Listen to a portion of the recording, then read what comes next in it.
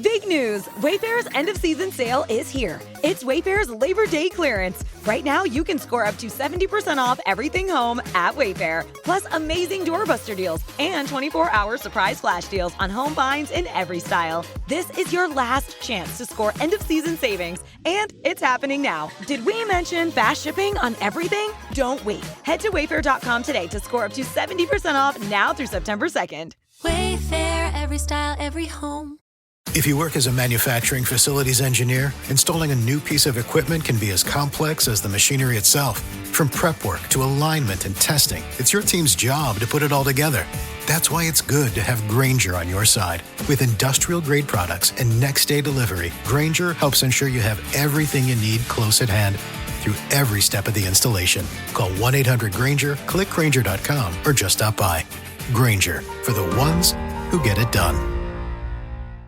Okay, let's dive in. We have a stack of source material here, articles, research, notes, charting a really dramatic and, frankly, quite dangerous shift. A major shift, yeah. For decades, you had this tension between Iran and Israel, but it mostly played out as a shadow war. Right, covert stuff.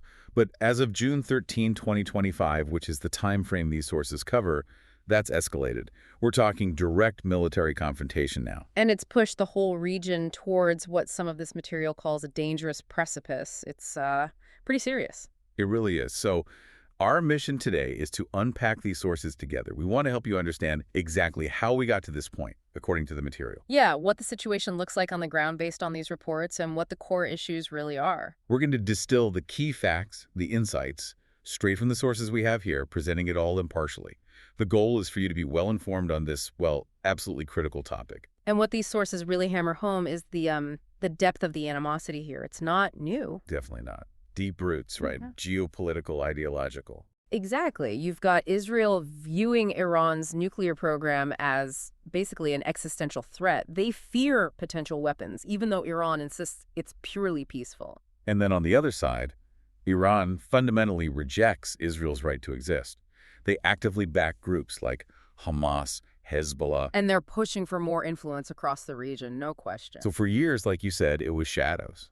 Cyber attacks. Assassinations of scientists, sabotage, think Nekans, Fordo, that kind of thing. Plus proxy fights everywhere. Syria, Lebanon, Yemen, Iraq.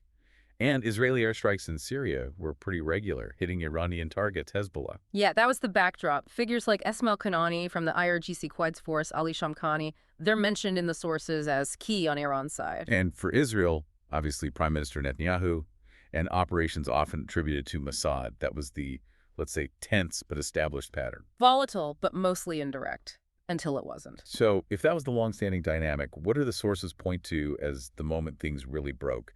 The moment those shadow war rules just shattered? The turning point, and it's really clear in this material, was April 2024.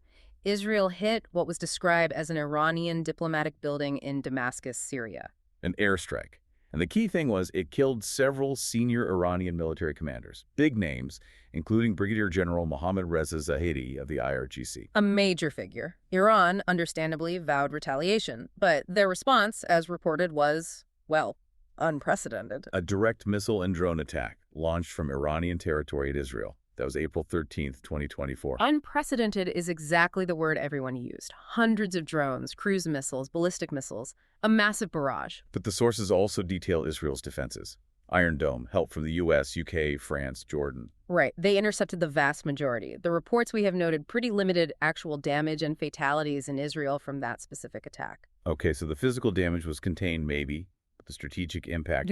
Absolutely enormous. What the key takeaways from this material is that this direct attack state on state from Iranian soil, it just broke the mold. It crossed a red line that hadn't really been crossed before in this way. These unspoken rules about avoiding direct attacks on home territory, keeping it to proxies or covert stuff, that was gone. Completely changed the game. So Israel then vows a significant response. This is despite a lot of international calls for restraint, particularly from the U.S., right? Yeah, a lot of pressure to hold back. But Israel did retaliate April 19th, 2024.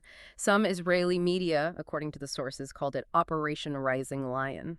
And how did that look? What did the sources say about the nature of that strike? It was characterized as limited, targeted, focused primarily near Isfahan in Iran. Isfahan, that's significant because it houses military bases, but also key nuclear facilities, right? Including Natanz. Exactly.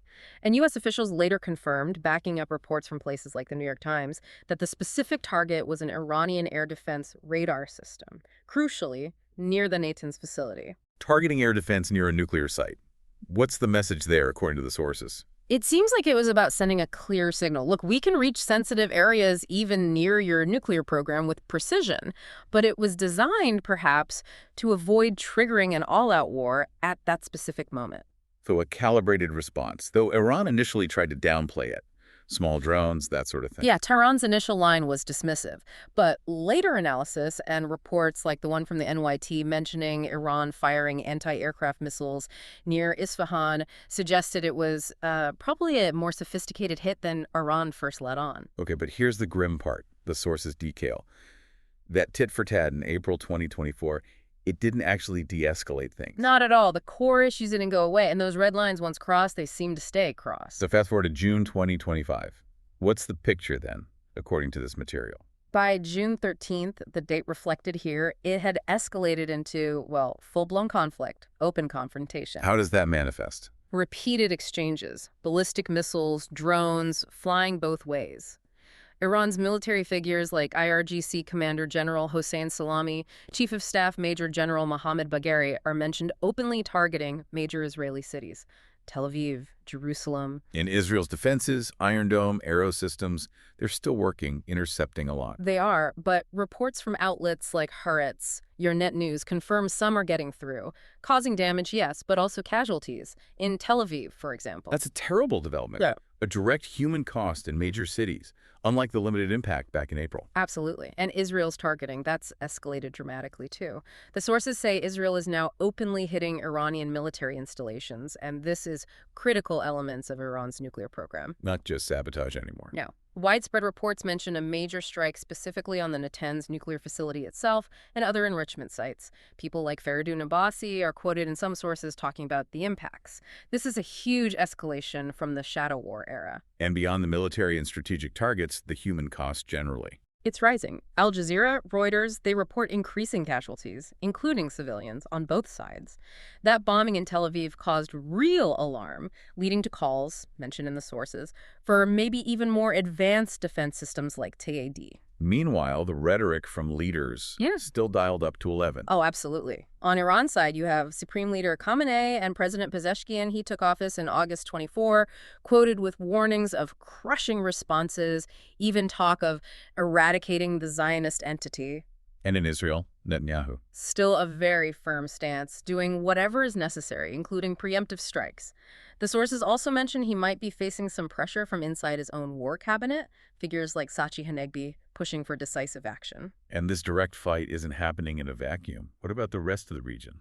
It's definitely destabilizing things further. Iran's allies and proxies, Hezbollah in Lebanon, militias in Iraq, Yemen, they've significantly increased activity against Israel and also U.S. interests. Which fuels those fears of a wider war. Yeah. The term World War III even pops up in some discourse cited here. Exactly. U.S. CENTCOM is heavily engaged, trying to protect U.S. interests and allies with air defense, naval forces, but stressing very clearly they don't want to be drawn into a direct war with Iran. And even within the U.S., there are differing views reflected in the sources. Yes, you see some contrast. Look, Senator John Fetterman's strong support for Israel's actions versus Senator Jack Reed urging more caution about how involved the U.S. gets. Okay, let's circle back to the nuclear issue.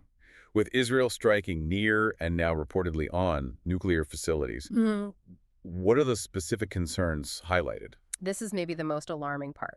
Fears about Iran's nuclear program have intensified massively during this conflict, according to these reports. How so? The IAEA, the UN's nuclear watchdog, is expressing alarm.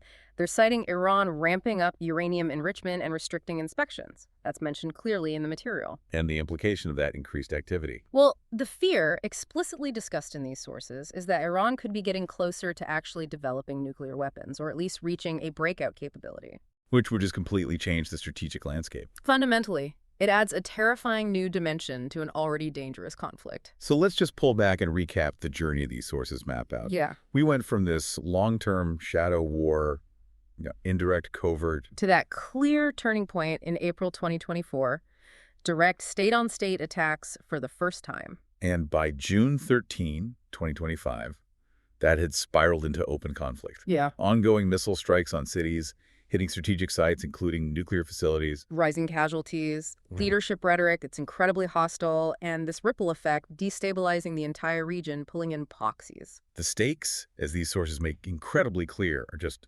immense. Potential catastrophe for global energy, international security, and, of course, human lives.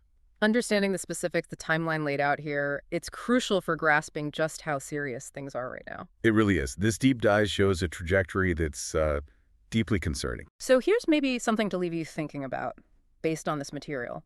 With Israel openly targeting Iranian nuclear sites and Iran pushing ahead with enrichment and missiles, does this conflict mean the old red lines are just gone for good? And what does that imply for the future, for regional stability, long after the immediate fighting stops? That's a heavy question these sources force us to confront.